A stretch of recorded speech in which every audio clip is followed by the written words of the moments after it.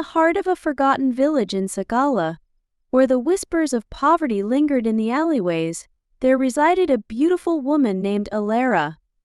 Her ethereal grace shone bright like on a sunny day, her eyes held the secrets of the stars, and her spirit danced with the melody of the wind.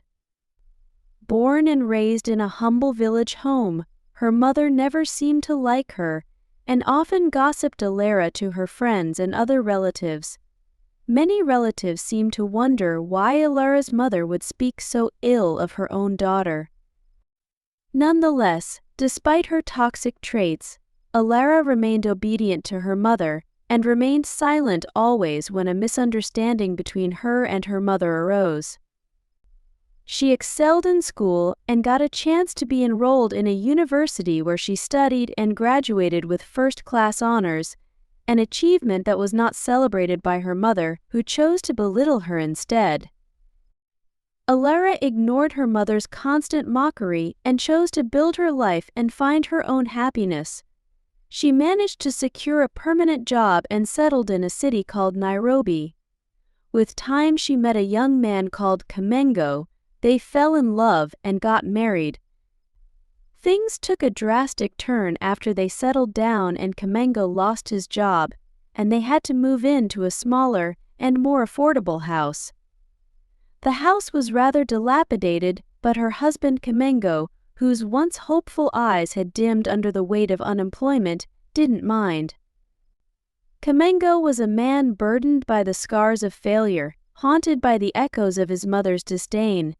He had married Alara against his mother's wishes, and ever since, she had cast her icy gaze upon their union, poisoning their home with her bitterness.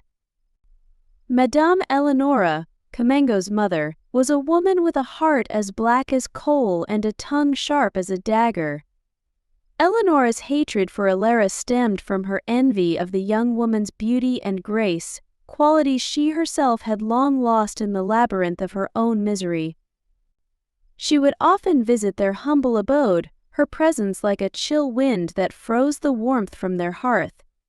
With each visit, she would weave her web of malice, poisoning Kamengo's mind with doubts and insecurities, feeding his fears like a famished beast.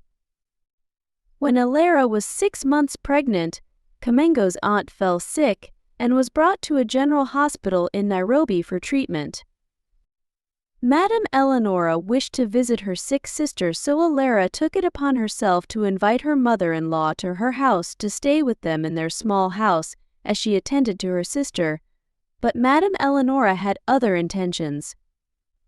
She always thought everything in that house belonged to Kamengo, and that Alara was only sucking him dry, unaware that the son was jobless. Kamengo would often leave the house very early in the morning to look for a job, and would come back in the evening acting like everything was fine. Alara would shower praises to her husband, and always made it look like all they had was her husband's doing.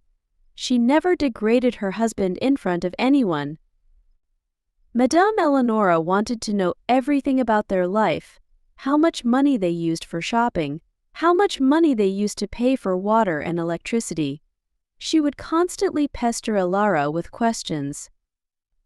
Heavily pregnant Alara would do all house chores by herself during the day, serving her mother-in-law and her sick sister, who would not even bother helping around the house.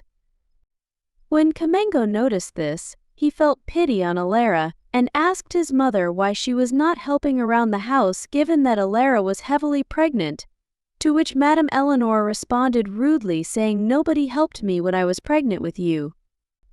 Kamengo remained silent and would often assist his wife Alara every day when he got back home. Being the perfect daughter-in-law, and in a quest to get her mother-in-law to like her, Alara would do everything, including taking care of Kamengo's sick aunt, while Madame Eleonora would sit the whole day doing absolutely nothing, silently laughing at Alara. When Alara went for her maternity clinic checks, she would leave the 2 old women in the house with enough food. Madame Eleonora would take this opportunity to speak so ill of Alara to her sick sister Damaris. They would belittle Alara, laugh, and mock her. They hatched an evil plan together to destroy Alara and Kamengo's marriage and convinced themselves that Alara had used a love charm to seduce her son. 3 weeks later, Kamengo's aunt gets better and is able to move around on her own. The family is happy with her improvement, and Alara decides to make a lovely dinner for everyone as they wait for Kamengo to arrive home from his daily hustles. After dinner, she goes to sit in the living room with them, waiting for Kamengo to arrive. Madame Eleonora suggests to Alara that she would like to assist her in washing the utensils, so she immediately rushes to the kitchen. Pretending to be busy washing and cleaning, she removes something from her bosom and pours it into Alara's boiling stew. Alara sets the table and Kamengo arrives just in time for dinner. They all sit down and Alara serves each of them some food. They begin to eat and immediately Kamengo's aunt begins to cough badly. Madame Eleonora tries to help her to cough out the food she had swallowed while insulting Alara, calling her a witch who is trying to kill them. Alara is shocked and confused because she knew she had prepared the food well and would never do anything to hurt her family. Kamengo angrily shouts at Alara, asking her what exactly she put in the food. Alara begins to cry and falls on the chair, completely heartbroken. She tried to defend herself, but her words fell on deaf ears as Madame Eleonora and Kamengo rushed Aunt Damaris to the hospital where she was treated for food poisoning. They return home and Kamengo refused to speak to Alara about Aunt Damaris' condition. As the days turn into weeks and the weeks into months, the walls of their home began to crumble, mirroring the disintegration of their once hopeful hearts.